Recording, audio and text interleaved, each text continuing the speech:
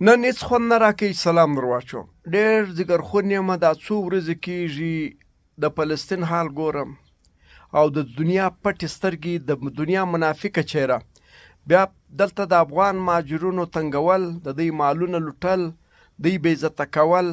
نو زما دا ایمان دی چې په دنیا کې انسانیت ختم دی، د انسانیت جنازه وتلې ده، انسانیت نسته. زه نن په دې پښیمانه یم چې الله ولې انسان پیدا کړی.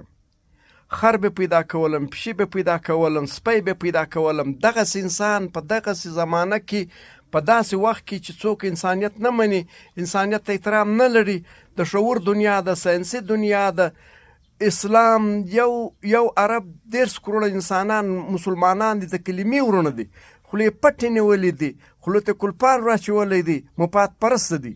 بلې خواته 8 اربه انسانان دي. فلسطین کوچنی وطن، ماشومان ټوټې ټوټې، څه حال، څه وحشت، څه بربریت، ټولو خولو ته کلپان راچولی دي. د دغه ظلم وحشت تماشه کوي، خوند پر اخلي. نو زه نن پر دې پښیمانه یم چې الله پاک انسان نه وای پیدا کړی، سپی پیدا کړی وای. کم از کم د انسانانو د وحشته خو به محفوظه وای. په نسل، په رنګ و نسل، په بارډر، په سرحد باندې زما تذلیل خو به نه وای روان.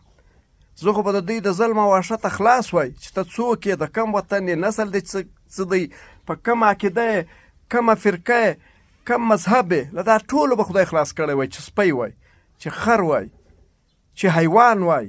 نن انسان و انسان ته ولاړ دی وای چې ته کم نسل یې، ته د کم بارډر یې، د کم وطن یې. نو نه په نړۍ کې د اسلام د انسانیت دواړې جنازې وتلې دي، مسلماني ختمه سوې ده. موږ تماشبین یو، موږ تماشې کوو.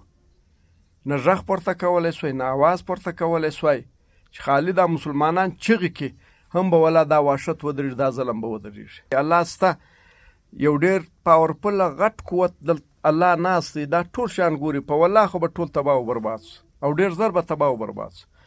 په فلسطین رحم وکړئ، فلسطین مه وژنئ، دا انسانان مه وژنئ، ګرد وطن هم ورکنډوالې کوي. اوس هم په سلهاوو مړي تر دغه ملبې لاندې دي، تر دغه ړنګ سویو کورو لاندې دي.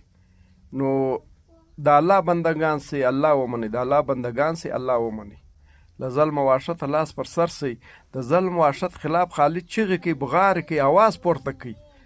جنګ مه کوئ، میدان ته مه راوځئ، هم دغه ختمیږي. نو زه نن والا پښیمانه یم چې الله ولې انسان پیدا کړی یم، پر انسانیت پښیمانه یم.